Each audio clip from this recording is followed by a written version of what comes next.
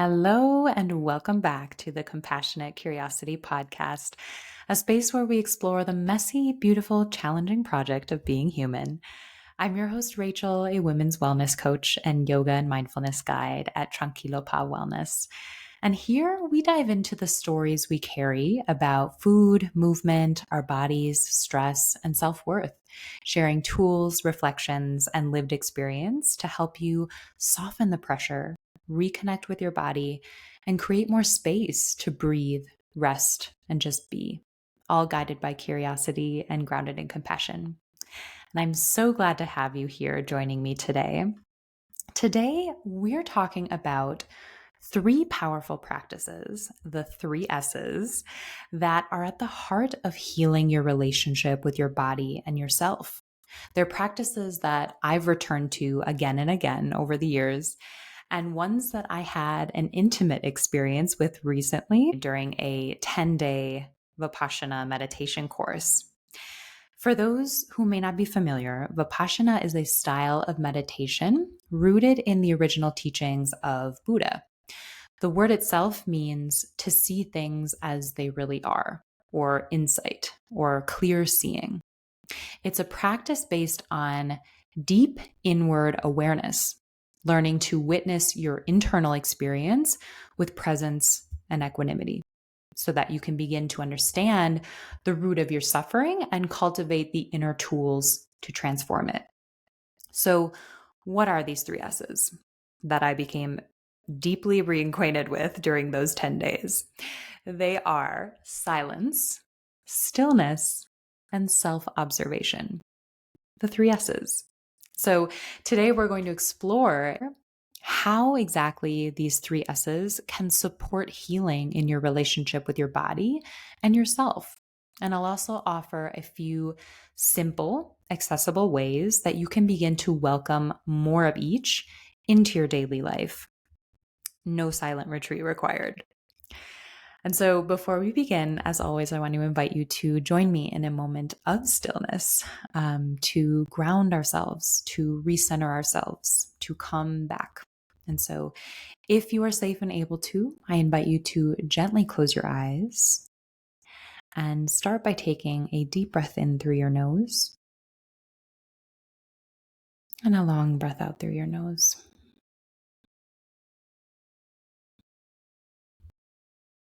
And then just let your breath fall into its normal rhythm.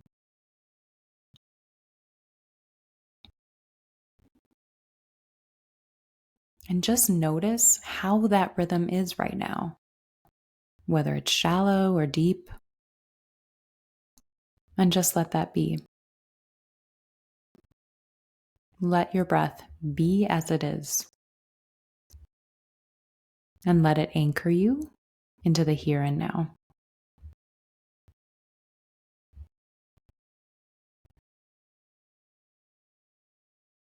And let's take one more deep breath in through your nose. And a long breath out through your nose. And when you're ready, gently opening your eyes and coming back.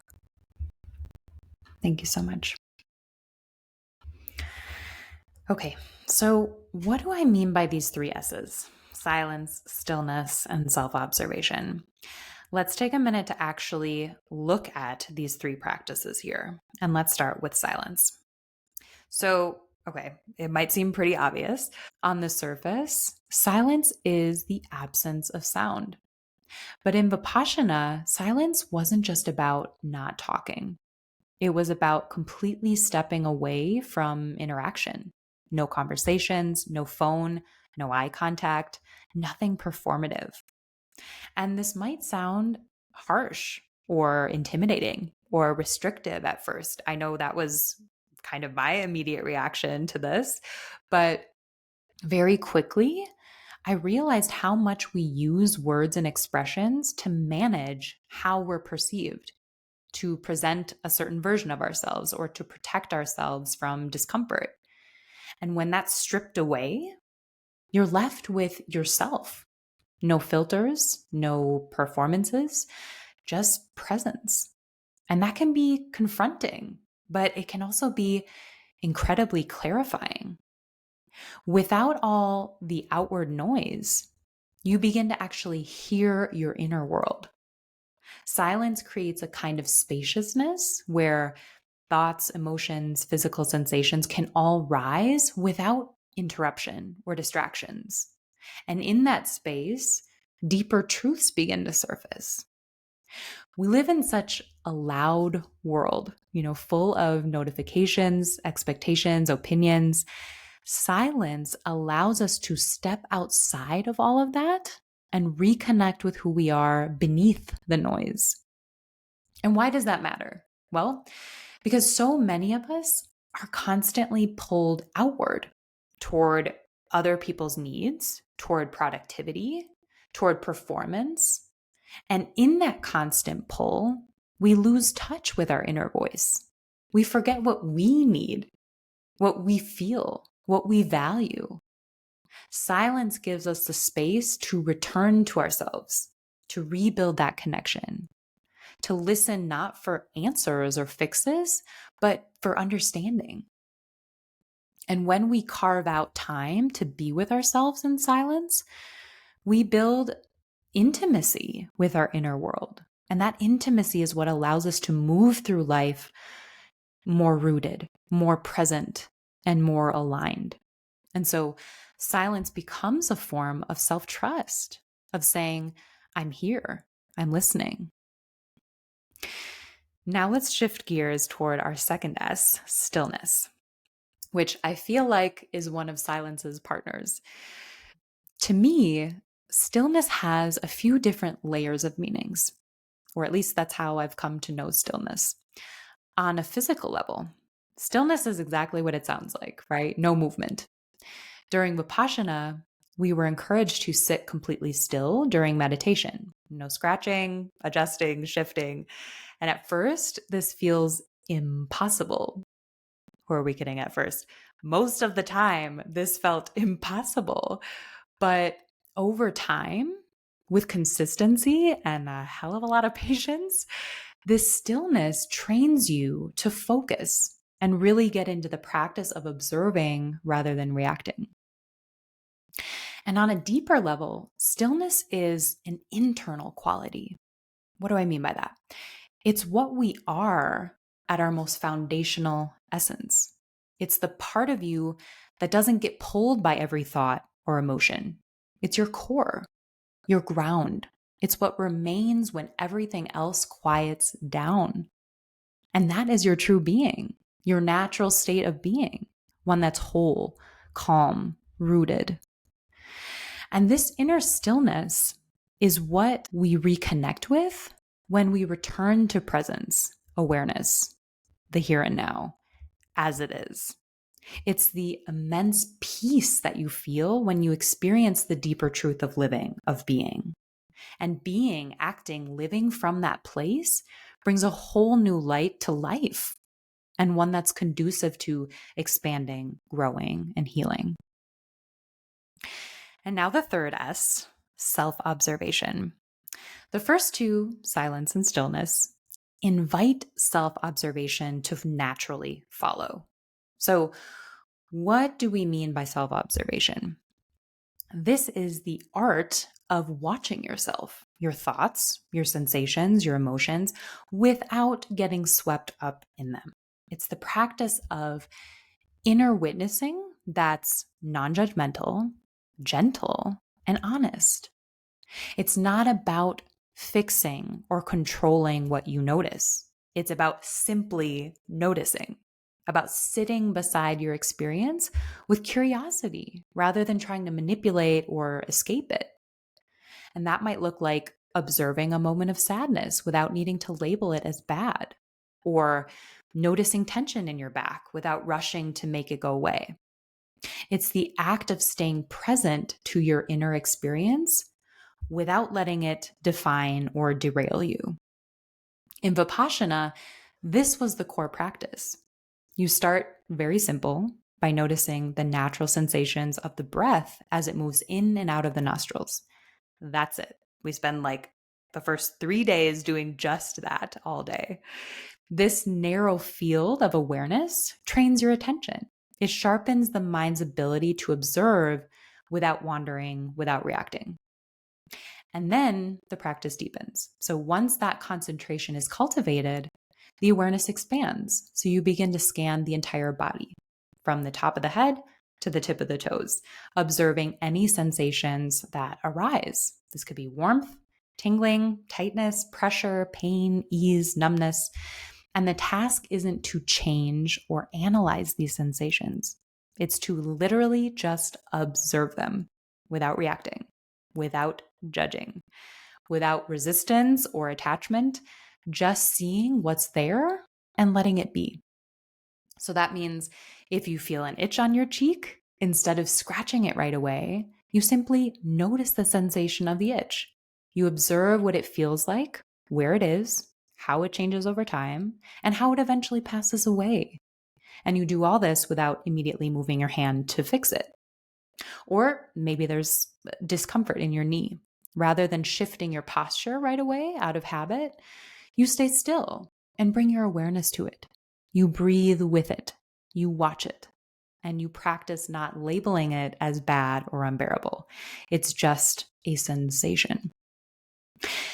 Not reacting doesn't mean ignoring your experience. It means not feeding it. It's choosing to stay present with what is rather than letting discomfort or impulse pull you out of the moment. So it's a training of the mind and nervous system to stay present, even with the discomfort, to develop steadiness, and to gently loosen the automatic link between sensation and reaction. And let me tell you, this felt totally unsettling and disorienting at first, almost like I was numbing myself to what I was feeling, like I was just sitting with discomfort and doing nothing about it. But here's what I came to realize about that. I wasn't numbing. I was learning to hold, to witness, to be face to face with my reality, to stay with what was happening instead of escaping it, magnifying it, or trying to force it away. And as the practice evolved, so did my relationship to my own discomfort, physical and emotional.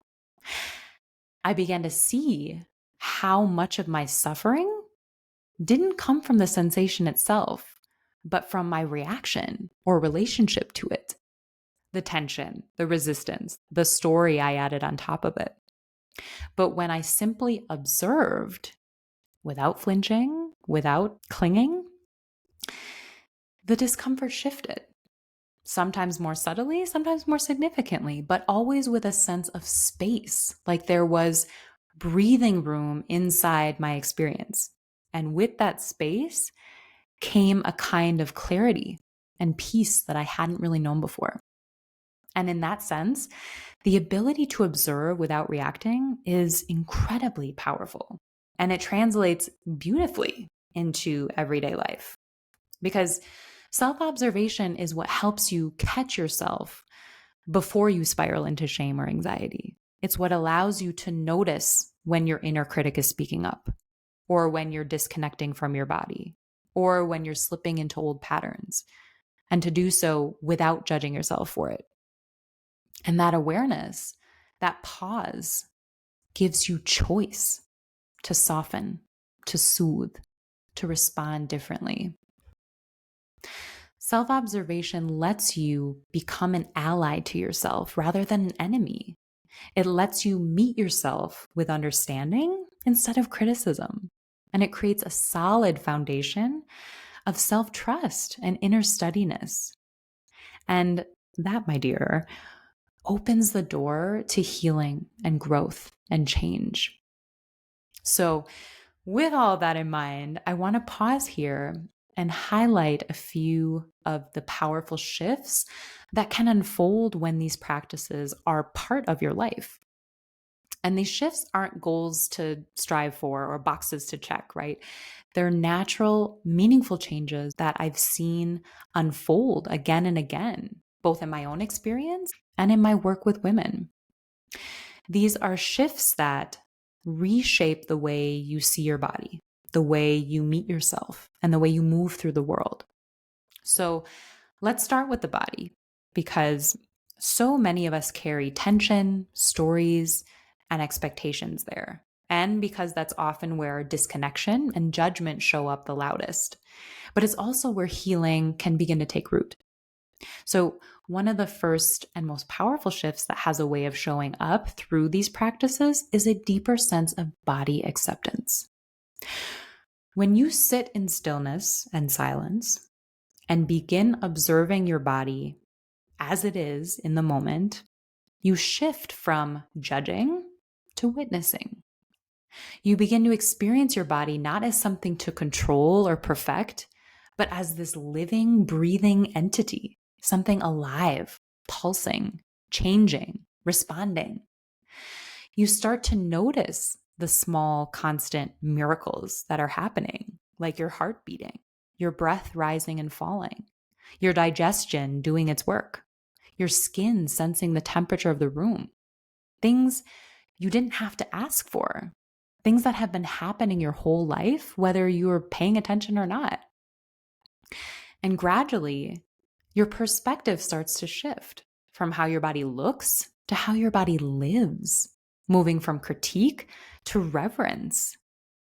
And when you practice not reacting to what's happening, whether it's tension in your shoulders, discomfort in your belly, or a flood of critical body thoughts and beliefs, something softens.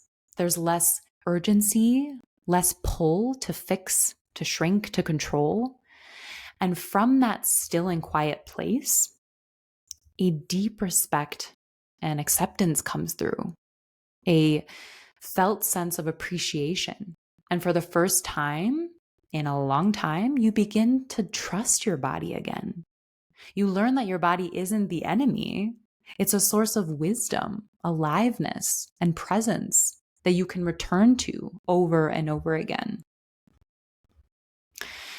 And as that trust in your body begins to grow, it often opens the door to something even deeper, learning to accept your full self, not just your physical form, but your thoughts, your emotions, your inner experience. And so the second shift is toward self-acceptance. Our three S's, silence, stillness, and self-observation, open a door to seeing yourself clearly, without harshness, without filters, without expectations. And in that space, everything is allowed to arise: fear, shame, joy, longing, old thought patterns, uncomfortable memories, the voice of your inner critic, the part of you that still doubts or struggles, all of it. And instead of fixing or running from it, you hold all of it. You witness yourself with kindness. You practice sitting beside your experience instead of pushing it away or pretending it's not there. You let the full range of your humanity be seen. And why does that matter? Well, most of us spend our lives trying to outrun or outperform our flaws, our perceived flaws. We shapeshift, we overfunction, we become perfectionists, people pleasers, performers, all in an effort to earn our place in the world. But when you allow yourself to just be as you are without needing to improve anything, you begin to feel safe in your own presence. You realize you don't have to earn your worth by doing better, doing more, or fixing yourself. That is the heart of self-acceptance, being willing to stay with yourself even when things feel messy or tender or uncomfortable. And that changes everything. Because when you stay with yourself in those hard moments, you begin to create a sense of inner trust and stability. And from there, healing unfolds, not by pushing yourself, but through self-connection and presence. And when you begin to meet yourself with that kind of steady, compassionate presence, something else begins to shift too. You find that you're no longer reacting to life on autopilot. You're responding with clarity, with intention, and from a place that's rooted in that self-trust. And so the third shift these practices offer is a movement from reactivity to responsiveness. When you build your observation muscle, you start to catch yourself before you spiral, before you lash out, before you shut down. You create a pause, you breathe, you choose. And in that space between stimulus and response, you find freedom. Responsiveness is powerful in that sense. It allows you to live from your values instead of your wounds, to speak from compassion instead of defensiveness, to act from grounded clarity instead of overwhelm. It's the difference between reacting from fear and responding from love. And this doesn't just change your internal world. It changes your relationships, your decisions, your energy. It ripples outward. Because when you're no longer in constant survival mode, everything around you shifts too. Your conversations feel different. Your boundaries become clearer. Your decisions come from alignment instead of urgency. You begin to move through life, not from control or force, but from steadiness, not from habit, but from awareness, and not from fear, but from trust. That's what responsiveness makes room for. So by now, you've probably felt how powerful these three S's can be. Not because they fix everything overnight, but because they bring you back to yourself again and again. And the good news is, you don't need a 10-day silent meditation course to begin practicing them, although you are more than welcome to explore that as an option if that feels aligned with you. There are simple, accessible ways to start weaving these into your everyday life. Quiet moments that can make a big difference over time. So let's go over 3 ways to begin integrating these. Number 1 is the start in silence practice. Before you reach for your phone or start talking in the morning, give yourself 2 to 5 minutes of silence. This could be while you're still lying in bed when you wake up. It could be stepping outside and taking a few breaths in the morning air. It could be while you're making your morning tea and just holding the warm mug and not doing anything else. Let the quiet greet you before the world does.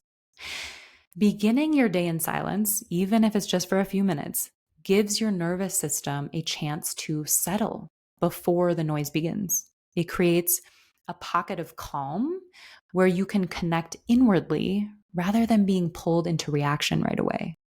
It's a way of saying, before the world asks anything of me, I choose to be with myself. And that simple act can shift your entire day from rushed to grounded, from scattered to intentional, from reactive to responsive.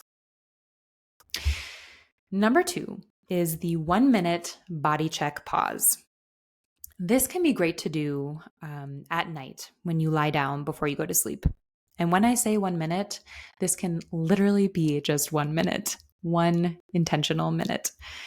And set the intention to practice pure self-observation.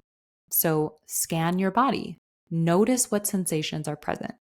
Tension, ease, heaviness, warmth, whatever it is. And as you do, you might also notice thoughts or emotions bubbling up. Let them drift by without needing to fix or follow them. You're not trying to change anything here. You just observe as if you're watching clouds pass across the sky. This strengthens your inner witness and softens judgment over time. And the third is the no fix journaling. Spend 5 minutes writing whatever you're feeling or thinking without trying to solve it, shift it, or make sense of it. This is journaling as self-observation, not self-improvement. And so you might write about something that's weighing on you, or a random swirl of thoughts, or something that feels off and doesn't quite have a name. The point isn't to reach a conclusion. It's to let your inner experience come forward and be witnessed without interruption. And if you notice yourself trying to analyze, justify, or clean things up as you write, come back to the practice. Can you simply let your words exist as they are? Can you stay with what's real and raw and here without polishing it? This kind of journaling builds your capacity to hold space for yourself. It says, I don't need to fix this to be allowed to feel it.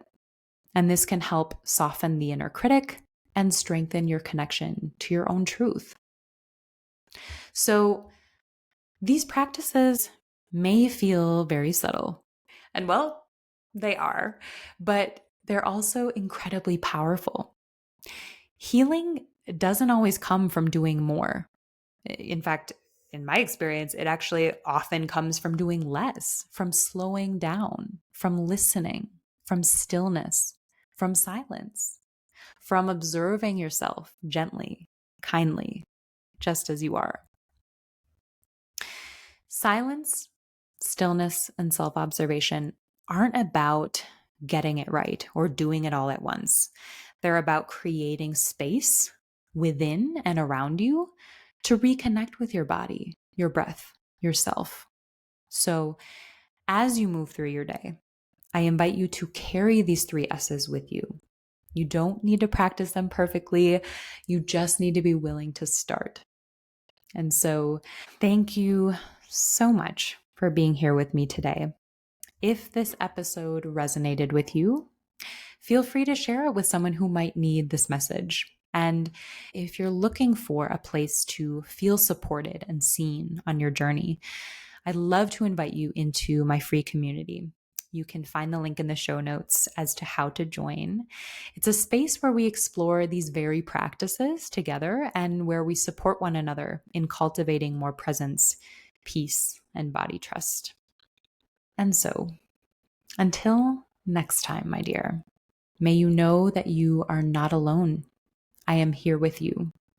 May you be guided by curiosity and grounded in compassion.